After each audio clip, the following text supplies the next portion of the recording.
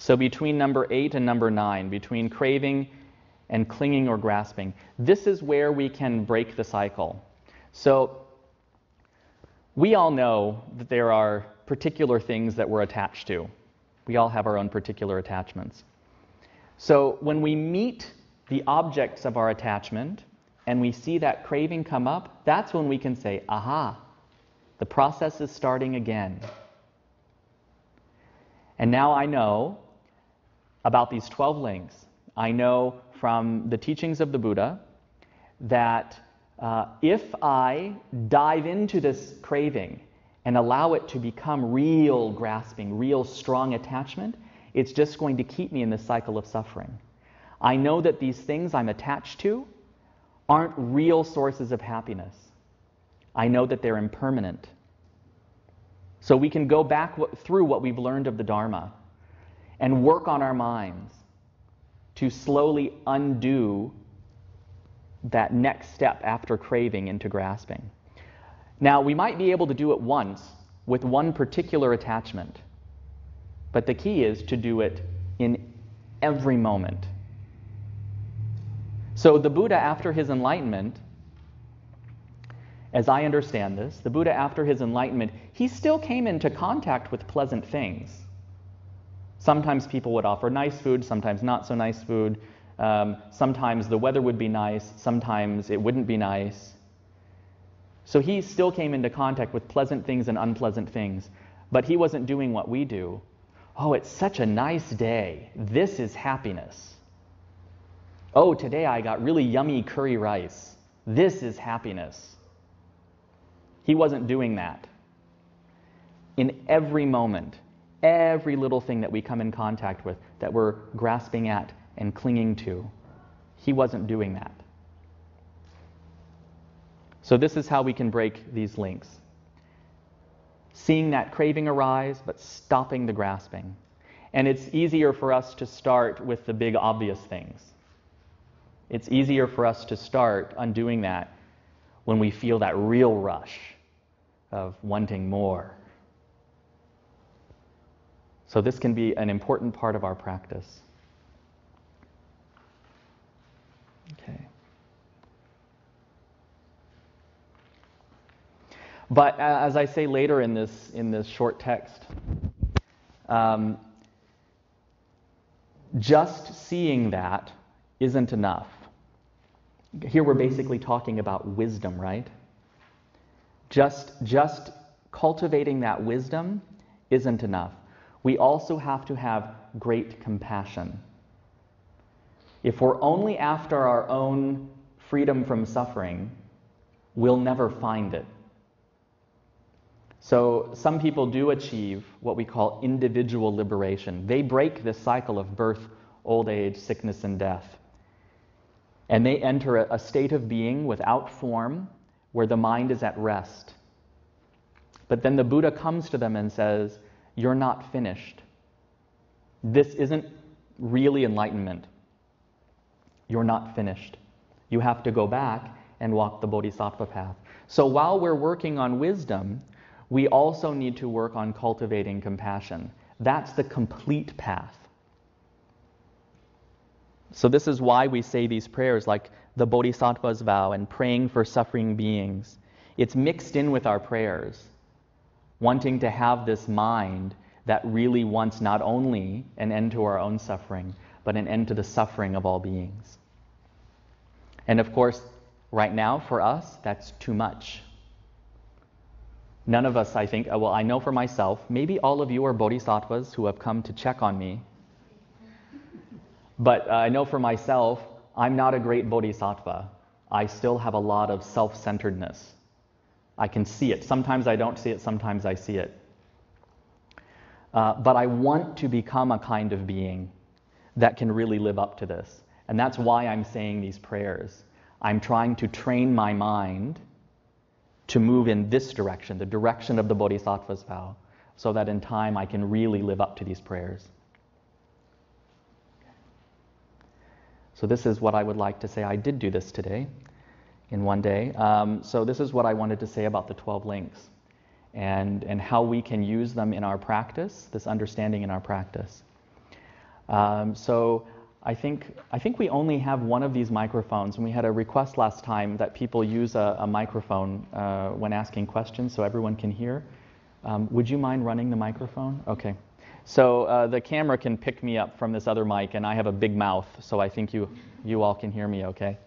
So does anyone have any questions? Yes, I do. Okay. It just popped in my mind that how what I can understand that we were born because of our ignorance. What do you believe in the stem cell? And for people who were born in the lab, how does that the soul get into the body and get in? Okay. So people born through like artificial insemination, where they use the needle and to make the embryo and all of that. Well, it doesn't matter how the embryo is created. And actually, we don't talk about a soul really in Buddhism. We talk about mind usually, right? It's just a choice of words. It doesn't really matter too much. Soul in English tends to carry this connotation of like the personality, the whole being. But in fact, it's really just the consciousness with the imprint of karma. That's what's really entering the embryo. It doesn't matter how that happens. It just happens. It happens when the embryo is created, basically.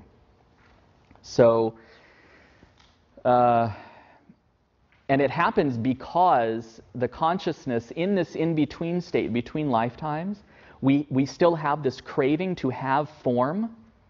And so the consciousness senses, essentially, that a baby is being made, and it just goes.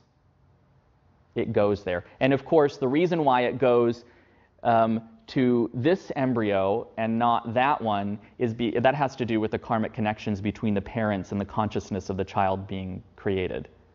But that's essentially what happens. It's our own attachment, largely our attachment to having form, that, along with the rest of our karma, that directs us into the embryo, basically. Did I completely answer your question? Yes. Is it the same? Is it the same way that people try to produce exactly? For example, if somebody wanted to have the same body again for the next life, they try to produce exactly self. Is the same way that the mind got transferred to as like a baby? You mean cloning? Yeah, cloning. Yes. Cloning. Well, I don't think we've actually cloned a person to find out, but my suspicion is that if I'm alive and they clone me and it actually becomes a real person, it lives, then it would be a different consciousness than my own, just genetically identical. But even if I die and then they clone my body, it's just my physical form that they've copied. They haven't copied my consciousness. So my mind wouldn't necessarily enter that copy of my body. It could be somebody else. It could be somebody else. But in fact, if you think about it, my name is Huihai, right? And I am this temporary collection of parts. So when I come apart, Huihai doesn't exist anymore. The consciousness with the imprint of the karma, the karmic seed, that moves on, but Huihai doesn't exist anymore. So even if you say that I am reborn in a new body, even a copy of my own, it's a different person. Because that person will be born into different circumstances, in a different time, they'll have different experiences. And so the personality will develop differently. So it wouldn't be me, the way I think of myself right now, in that new body anyway, whether it's a genetic copy of my current body or not. Okay? That's a good question. I have another